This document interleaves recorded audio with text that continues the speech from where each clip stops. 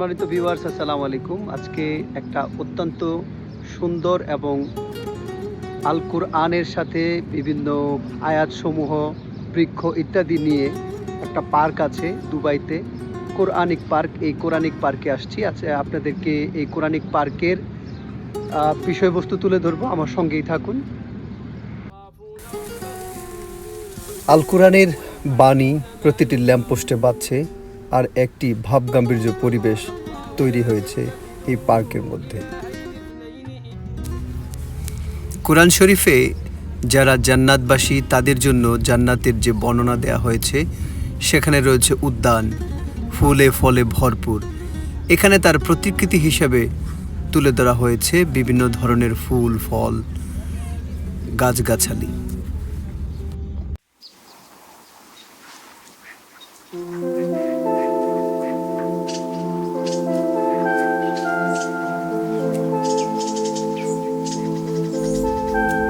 সম্মানিত ভিউয়ার্স, আপনারা দূরে যে একটি স্বচ্ছ বাড়ি দেখতে পাচ্ছেন, এটার নাম হচ্ছে গ্লাস হাউস।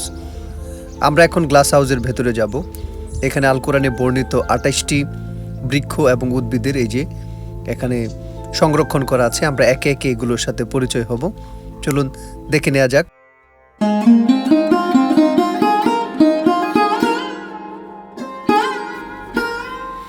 একদম শুরুতেই আমরা বিশাল আকারে একটি গাছ দেখতে পাচ্ছি। এটার গাছটার নাম হচ্ছে অলিভ ট্রি, যেটা থেকে আপনারা জানেন যে বিভিন্ন ধরনের ভোজ্য তেল এবং গায়ে মাখার জন্য তেল তৈরি হয়ে থাকে। এটি হচ্ছে ওদ কাঠ বা ওদ গাছ, যেটা থেকে সুগন্ধি বিভিন্ন আপনার একটা স্মেল আসে। এটা সুগন্ধি হিসেবে ব্যবহৃত হয়ে থাকে। মিষ্টি কুমড়া এবং সুস্বাদু আনার, এগুলো হচ্ছে ডাল, মশারির ডাল। আর অ্যারাবিয়ান একটি ফলের গাছ, নাম হচ্ছে বিটার অ্যাপল, সুস্বাদু একটি ফল। এটি হচ্ছে ব্ল্যাক শিট গাছ, মানে কালো জিরা, যেটা বিভিন্ন রোগের ঔষধি হিসেবে কাজ করে থাকে।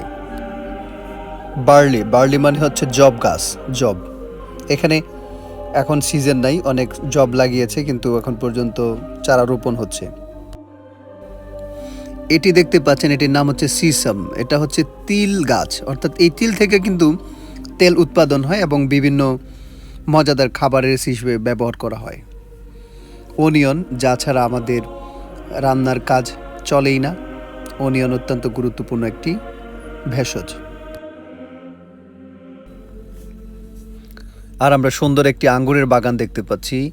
এই আঙ্গুরের কথা আসলেই জান্নাতের মধ্যে যে বহুল প্রচলিত যে শব্দ আল্লাহ ব্যবহার করেছেন, আঙ্গুর বাগান, এই সেই আঙ্গুর বাগান।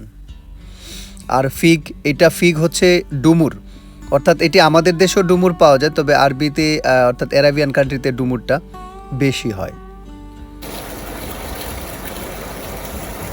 এখানে কৃত্রিম একটি জলাধারা নির্মাণ করা হয়েছে, সুন্দর পানি বের হচ্ছে। আরও আছে কর্ন, মানে ভুট্টা। এই যে ভুট্টা গাছ এমন হয়ে থাকে, যারা দেখেননি দেখে নিতে পারেন। এছাড়াও এটা এক ধরনের সবজি, যেটা সালাদ হিসেবে খাওয়া হয়, অনেকটা লেটুস পাতার মতো আকৃতি। তো এর ইংরেজির নাম হচ্ছে চার্ড, এবং এটি হচ্ছে লেবু। বাংলাদেশে, আমাদের দেশে সুগন্ধি লেবুর বাহার প্রত্যেকটা জায়গায় আছে। এটি হচ্ছে সেই লেবু গাছ। ভ্যাসিল, ভ্যাসিল হচ্ছে তুলসী পাতা, যাকে আমরা তুলসী গাছ হিসেবে জানি, যেটা ঠান্ডা, সর্দি, বিভিন্ন রোগের এটি মহা ঔষধ হিসেবে কাজ করে। অলিভ ট্রি, যেটা আমরা প্রথমেই দেখেছিলাম, অলিভ ট্রি, অর্থাৎ অলিভ অয়েল থেকে, অলিভ ট্রি থেকে যে অলিভ অয়েল তৈরি হয়। এখানে আরও ছোট আকারে একটা আছে।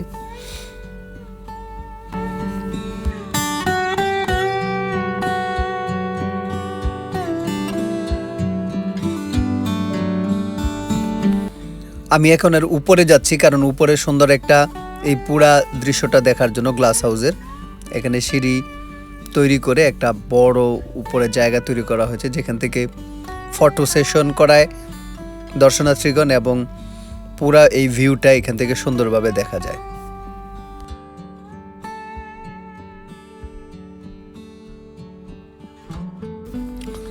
তো আমি গ্লাসের ভেতরে অনেক কিছু দেখেছি, এখানে আরেকটা টিকিট কেটেছি কেভ। এখন কেভের দিকে যাব, কেভের দিকে চলুন যাওয়া যাক। দেখেন কেভের দিকে যাইতে গেলে এইখানে দুই পাশে কি সুন্দর সবুজ ঘাস মাঠ, আর দুই পাশে খেজুর গাছ। দেখলে ভেতরে একটা অন্যরকম অনুভূতি কাজ করে। আর সারাক্ষণ প্রত্যেকটা ল্যাম্প পোস্টের মধ্যে স্পিকার দেওয়া আছে, কোরআন তেলাওয়াত চলছে। মানে এটা একটা ভাবগাম্ভীর্য পরিবেশ তৈরি করেছে।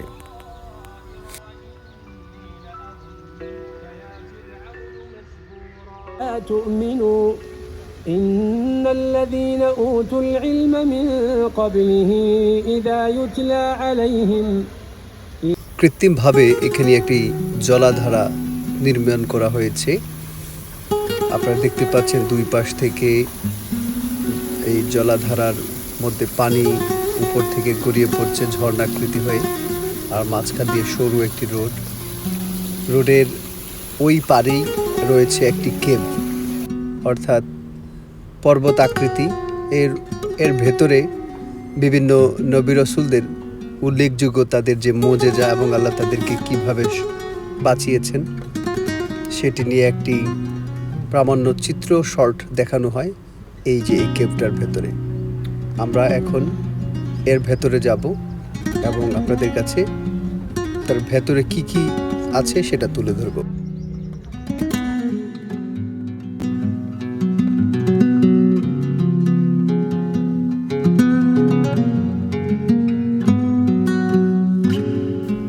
সর্বপ্রথমেই ইউনুস আলাইহিস সালামকে নিয়ে যে ছোট্ট ঘটনা এখানে প্রদর্শিত হয়েছে, এটা আমি মিস করেছি। এই যে এখানে অলরেডি এটা শেষ হয়ে গেছে। প্রফেট জিসাস অর্থাৎ ঈসা আলাইহিস সালামকে নিয়ে এখানে কিছু প্রদর্শনী ছিল, এটাও শেষ হয়ে গেছে। তো আমি সামনে যেহেতু মিস করছি, আমি সামনে এগোতে থাকি। প্রফেট উজাইর আলাইহিস সালাম রিটার্ন অ্যালাইভ, অর্থাৎ ওনাকে নিয়ে ডকুমেন্টারি ছিল।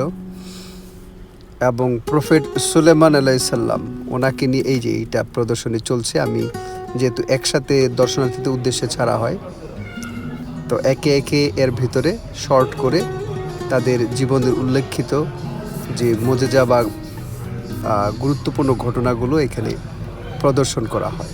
ভিউয়ার্স, এই যে কেভটা এর মধ্যে মাত্র 5 দিরহামে আপনি একটা টিকিট কেটে প্রবেশ করতে পারবেন। আর প্রথমে আমি যেই গ্লাস হাউসে গিয়েছিলাম সেখানেও 5 দিরহাম লাগে।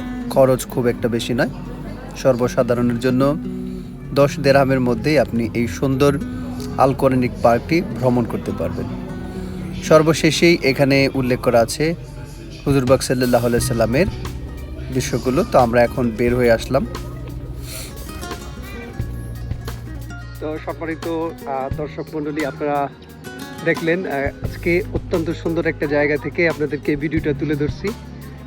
তো এই কষ্ট করে ভিডিওগুলি তুলে ধরি। আমার চ্যানেলটাকে যদি সাবস্ক্রাইব করে দেন তাহলে আমি আরও আমার এই ভিডিও করতে, ব্লগ করতে উৎসাহ পাই। আশা করি আমার পাশে থাকবেন। আবার নতুন কোনো সুন্দর জায়গায় দেখা হবে। সে পর্যন্ত সবাই ভালো থাকবেন, সুস্থ থাকবেন। আল্লাহ হাফেজ।